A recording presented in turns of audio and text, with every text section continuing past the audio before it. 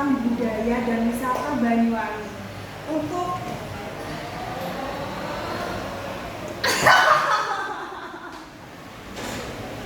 tunggu dulu. Apa gak butuh perkenalan dulu? oh iya, saya Ica. Iya, podcast habis itu ya. Oke, assalamualaikum warahmatullahi wabarakatuh. Welcome to our podcast. Oke, dengan saya sendiri, perkenalkan nama saya Rifani Harnisa. Biasanya teman-teman saya tuh panggil saya Ica ya. Dengan teman saya, nama saya Muhammad Rofi Hasan, biasa dipanggil dengan Rofi. Asal saya dari Bojonegoro Jember. Oke, bisa dilanjut Mbak Ica. Saya tidak mengenal orang Bojonegoro. Iya, Pak dia dapat dari gitu ya. Kayaknya gak usah terlalu malas Aja, gak apa-apa, gak ketahuan juga kok. Bener-bener tapi dia bisa ketahuan apa kalau gak bener. Gak apa-apa, stay fun. Assalamualaikum warahmatullahi wabarakatuh. Welcome to our podcast dengan saya. Perkenalkan nama saya Rifani Harnisa. Teman-teman saya memanggil saya biasanya dengan Icau. Saya asli dari Jember. Dengan teman saya, Dan saya Muhammad Rofi Hasan, bisa dipanggil dengan nama panggilan Rofi. Dan asal saya juga dari Jember.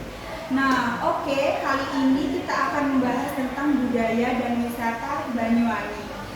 Tanpa basa-basi, daripada penasaran, bintang tamu kali ini kita kedatangan orang yang asli dari Banyuwangi ya guys, dengan Mbak Tania dan Mas Yuda. Bisa diperkenalkan sendiri dengan Mbak Tania?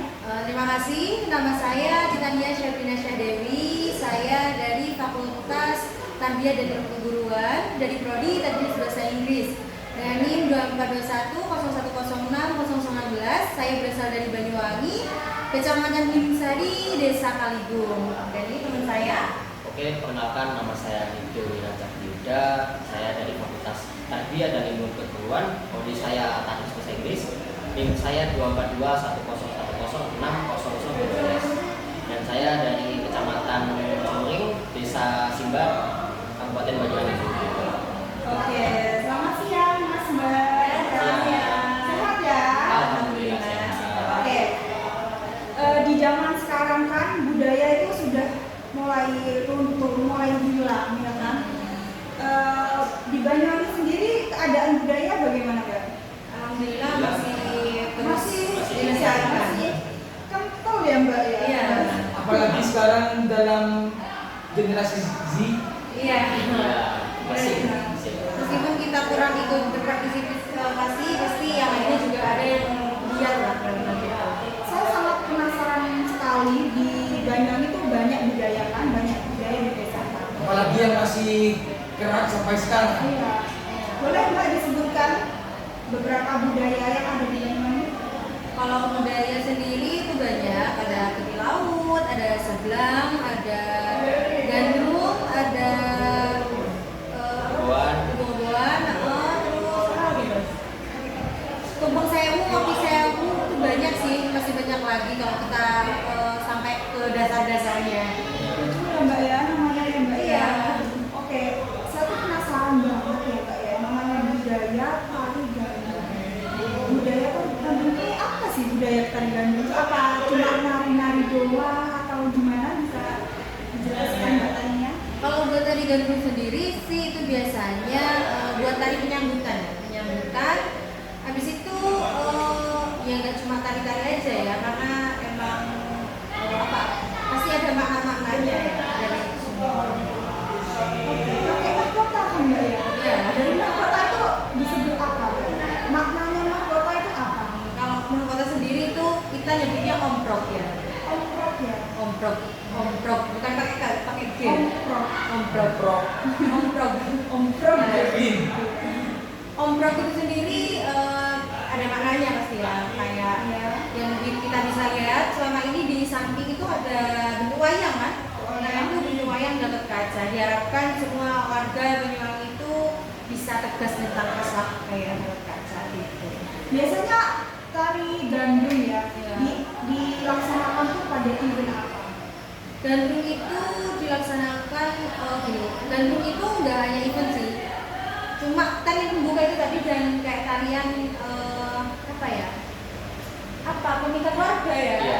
Cuma karena emang banyak yang minat pas itu, jadi dijadikan event adanya gendrung sewu sekarang. Itu khusus cewek ya mbak? Khusus cewek. Tapi asal mulanya bukan cewek, itu cowok.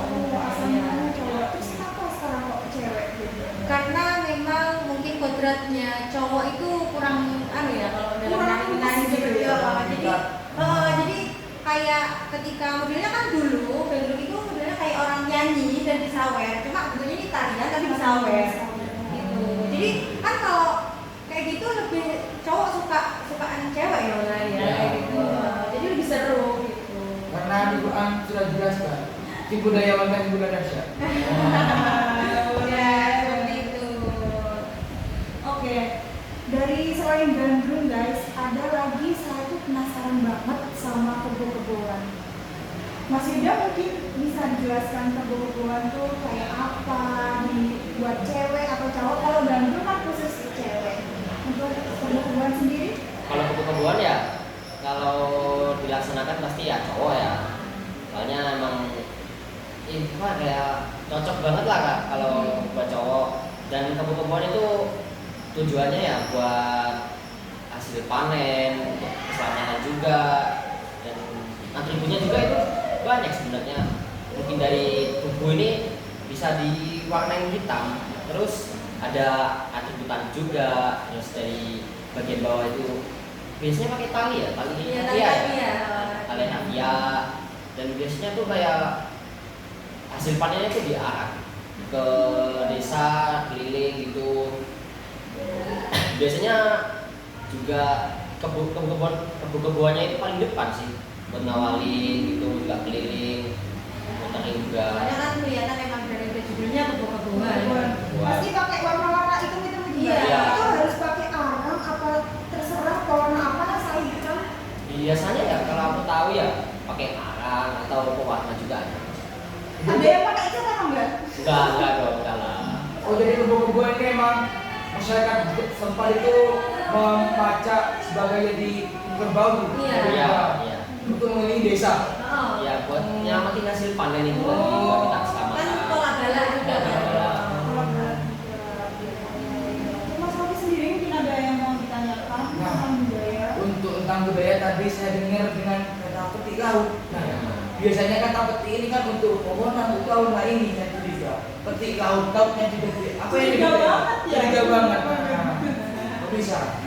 Untuk maksudnya yang petik laut. Tujuan petik laut ya kalau gimana ya? Buat keselamatan juga. Itu juga acaranya itu di laut pastinya. Itu diiringi oleh berapa kapal ya? Bisa 15 atau 20, bisa lebih mungkin.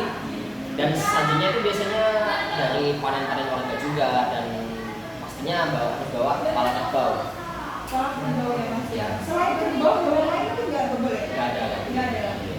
Harus kerbau. Itu pun pilihan. Ya, pilihan. Oh pilihan, kalau yang super gitu? Iya. Yang gede berarti ya? Iya. Kalau untuk ustazinya itu masalah biaya itu apa mungkin dari hasil panen masyarakat sendiri Nah, atau mereka masyarakat tempat tuh iuran Iuran. Masyarakat setempat pasti iuran. Saya kira dapat dari desa gitu, fasilitasi. Enggak. Itu kan budaya ya. Budaya yang turun temurun ya pasti ya pakai panen sendiri lah. Ini nggak mungkin kita ke desa. Untuk petik laut itu terbukti untuk desa apa mas? Desa Puncak. Puncak. Kalau yang lain, tapi tren gitu. Nggak ada. Dia kan nggak ada lautnya ya. Puncak itu paling ujung lah. Paling ujung. Jadi sana itu menggunakan budaya yang petik laut itu. Iya. Karena Dan semua produksi ikan kan dari di sana. Puncak. Jadi kayak Dikirim bareng-bareng gitu. Iya, banyak kok perkembangan videonya di TikTok atau di YouTube. Iya.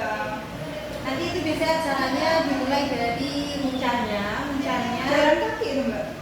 Kenapa dibawa jalan kaki? Dari jalan kaki menuju ke Kapal.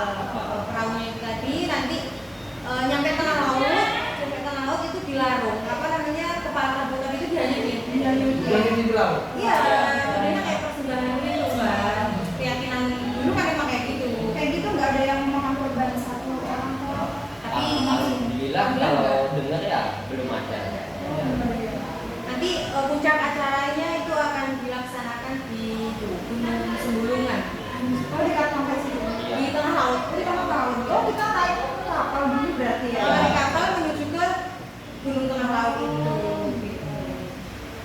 anu lagi juga tanya. Saya dengar-dengar tadi budaya ada yang nama seblak. Sebelah. Oh, seblang. Sebelah. Oh iya, soalnya hampir sama dengan makanannya anak sekarang itu, sukanya seblang. Oh, nggak terlalu suka saya, karena pedes. Iya, iya. Kalau ada Iya, kalau ada dimakan rezeki. Rezeki. iya, rezeki kalau ditolak ya. Seblang, iya itu gimana mbak? Apa definisinya, maksudnya itu gimana caranya? Sebelah sih hampir sama kayak kebun-kebunan dan petik laut ya. Itu ya kayak setiap daerah itu punya simbol mereka masing-masing. Kayak Alas Malang, kebun itu ada di Alas Malang dan Ralian. Kalau buat petik laut sendiri ada di Muncar gitu kan. Dan sebelang itu biasanya ada di daerah Banyuwangi kota, tapi bukan kotanya, di pelosok masih daerah Kalijen. Itu kalau kalian tahu di situ ada Kemiren dan Oleksari gabungan gitu. Ya itu gimana acaranya mbak? Acaranya itu ya sama persembahan. Kemudian ada yang menari, satu orang menari itu menari durasinya 7 hari 7 malam ya. Kayak itu mbak? Enggak. Itu tempatnya itu di lapangan atau di depan rumah warga atau gimana? Biasanya sih bukan lapangan besar gitu ya, cuma kayak di Kayak lahan. Itu yang hari itu satu orang atau berapa orang? satu orang aja. Satu orang aja. Cewek. Itu jual 7 malam. Jadi cuma, tapi nanti ada yang kayak entah mau untuk nari, nyawer itu boleh. Oh boleh. Itu tapi rohnya bisa kembali nggak? Ya bisa, karena ada pawangnya. Ada uangnya. Kalau biasanya ada nggak yang kejadian nggak bisa kembali terus Apa orangnya korban? terus jadi wafat kayak gitu tuh ada nggak biasanya? Kalau dulu gimana ada ya? Ada. Ada. Nah terus kalau gitu tuh yang bertanggung jawab itu siapa? Gini, dari awal dia dipilih untuk jadi menari sebelang itu kan Sudah ada ada konsekuensinya. kayak Ada. kamu gini ini kayak konsekuensinya kan besar Iya. gitu. Jadi kayak emang dipertimbangkan dari jauh-jauh hari. Nggak bisa kayak besok acara setelah pemilihan itu nggak bisa. Jadi emang dari jauh Itu hari. dia ini apa mbak? Nah di sebelah itu. Ini positif apa? persembahan buat Dewi Sri yang ini buat pertanian gitu sih. Kalau masalah yang nari itu dipilih atau emang giliran mbak? Dipilih. Dipilih. Jadi kalau emang Ada batas usia nggak? ada. Ada. Oh. Kalau di pokoknya saya lupa juga ya di antara Oleksari dan Bakungan itu kayak seumpama dia mewajibkan anak muda itu yang masih emang remaja dan biasanya belum head sih. Oh. Jadi yang masih suci. Yang kecil. Masih suci. Bukan Masih kecil. kecil, masih suci. Yang belum Yang belum pernah head kan? Iya. Berarti masih SD toh, bawa SD. nggak mesti mas. Nggak pasti, nggak pasti. Juga itu. Biasanya juga yang dicari yang umur segini dan belum head gitu loh Oh biasanya. iya iya. Kalau SD kecilan biasanya. Dengan mbak tadi sendiri apa pernah melakukan tari tadi apa? Tari sebelah itu. Ya, kalau saya sih nggak pernah. Kalau Bandung saya pernah ikut. Oh, tari Bandung pernah itu. Iya. Gimana mbak tari Bandung? Ya udah seperti itu. Cuma kan kalau kita Ada ya latihannya gitu mbak. ada. Dan itu kan gandum itu kan maskot. Jadi kalau kita dipilih itu pasti seneng kan? Oh iya. Tadi juga dapat saweran juga mbak. Ya tergantung orang yang nyawer. Kalau di gandum saya kan nggak mungkin ada tulis nyawer. Oh. Terus Iya. ya. Saya kira kalau sudah masalah budaya sudah cukup jelas ya guys ya. Saya masih penasaran dengan wisata yang terkenal di Banyuwangi itu dengan alamnya yang sangat masih Iya. kental banget ya mbak ya. Iya. Boleh dijelaskan, ini terakhir mbak terakhir, Iya. jelaskan satu wisata aja yang menurut mbak itu famous banget di Banyuwangi. Kalau buat yang famous banget itu setahu saya Kamujen ya. Karena emang di dunia kan cuma ada 2 belum kaya ya. 20 kali Kamu sampai tahu kita. nggak tentang Ijen? Wah, saya itu mbak pernah kalau izin dulu mbak. Kalau izin itu waktu semen tahu ada tulis yang gitu. Iya. Nah, Iya. saya di atas juga Tahun mbak. berapa itu mbak? Kemarin ini ya? Kemarin ini. Baru. Iya. Oh, Pas berarti dia jatuh saya ada di depan mata saya. Berarti pas emang rame-rame yang Ya, pas iya, pas itu. Raffi ada di itu sana. bukan pas Raffi ya? Oh. Iya. Beruntung banget. Beruntung banget. Saya aja warga lokalnya saya masih belum pernah kesana. Belum pernah sana mbak. Masih dalam belum? Belum sekali. Oh. Kalian Kalah sama orang Jember ya mbak. Karena kita masih punya list-list lain ya mas. Iya. Boleh.